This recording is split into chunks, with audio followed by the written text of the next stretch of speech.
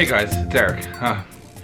I'm tired. Parker and I just went to Hershey Park. It is the hottest day of the year. Today is July 21st, 2019. And it was 97 degrees in Hershey. I know in a lot of other parts of the world that's not really that big of a deal, but for Hershey that's pretty hot. So like, I apologize. I'm kind of like still sweaty. But it is the opening weekend of The Lion King and we went to see it yesterday. So I wanted to quickly give a review and some reaction thoughts to the movie. So we went to see the movie yesterday afternoon, and actually when we got there was a big sign on the door that said there was no more tickets left except for 2 seats left at the 10 o'clock showing. So it was, I guess it did pretty well to almost sell out over the opening weekend. I haven't reviewed many of the stats online and that kind of thing, but it did look like, I mean, our theater was full. It had sold out completely, and it looked like for the other showings that were going on, there were multiple showings in the theater of the movie. So I hope it has a good opening weekend. I know Aladdin was a big surprise, so I think a lot of people were so surprised at how well Aladdin did that's probably why The Lion King followed closely behind and why it started showing the time that it did. So for the movie itself, oh my gosh, so it just baffles my mind that we can create something that is so lifelike. So this movie, I think they filmed real backgrounds. I think they filmed real places in Africa I don't know, that could even be a false statement also. But this movie is so incredibly real as far as the animals and their details and their movements and everything.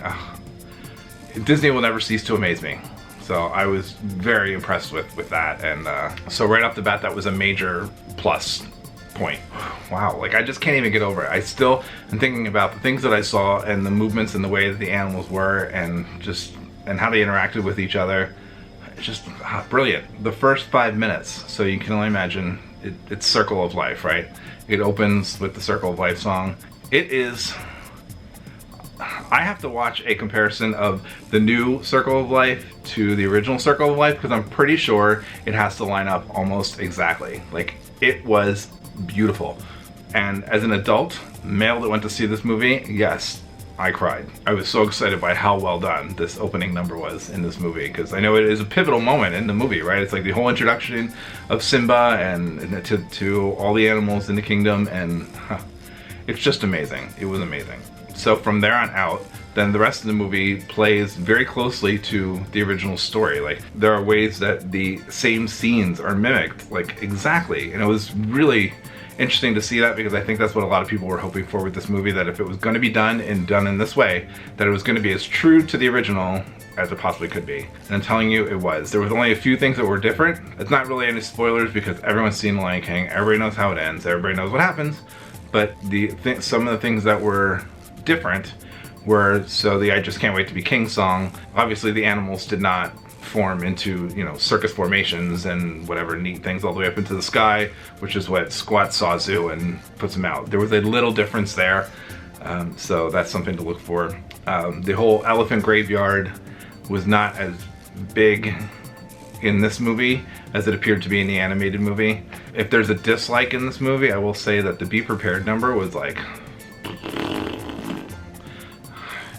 it's like an extreme high point in the movie, and the emotions in that scene are so intense. I felt like it really got drowned out because it's very short and it's not as played out. Like, if you've listened to the soundtrack, which I do because I listen to all the soundtracks ahead of time, if you listen to the soundtrack, you'll hear that the song is actually much shorter, and a lot of it's spoken word. There's not much singing to it at all. The area itself doesn't feel as threatening, except for it being dark and kind of bubbly mud and that kind of thing, but that's it. And the hyenas are kind of mean and scary looking, but oh well. So what else? Alright, characters. We can talk about characters quickly. Mufasa, James Earl Jones. Like, I had to ask the people we went with about James Earl Jones and if he's still around or not, because I swore that they actually took text from the original movie, the spoken text, and just brought it over to the new film, because it was so precise and so exact to the way he had performed it in the original movie. James Earl Jones, amazing. I thought the kids did great with the young Simba and the young Nala. Some of the older adult characters, like, here's the thing. It's very hard to get expressions out of animals that only show anger whenever they're mad or they're gonna eat something, right? So to show a lion is sad, or to show, I don't know, like to show any animal, like you can only do so much with the way they look. So like I kind of really banked on the actors who portrayed the characters as really being kind of emotional in their text. I thought Beyonce was very emotional. All of her lines seemed like they were being delivered in power. Like she was ready to fight. She was ready to jump on it. Like Beyonce was in it for Nala to win this thing. Like she really was. And Nala was in it for Simba. So Beyonce was gonna make Nala happen with Simba, definitely. You know, Sarabi, the voice of Sarabi, I don't know if it was the original person or not, but it was very, very similar to the Sarabi in the movie, and I thought Sarabi's character was very strong and firm also, which good, what she needed to be in the situation against Scar. She needed to put down against Scar. That was my take. I thought some of the acting, especially toward the middle, was kind of dry, and it was like, there could have been like with the adult Simba.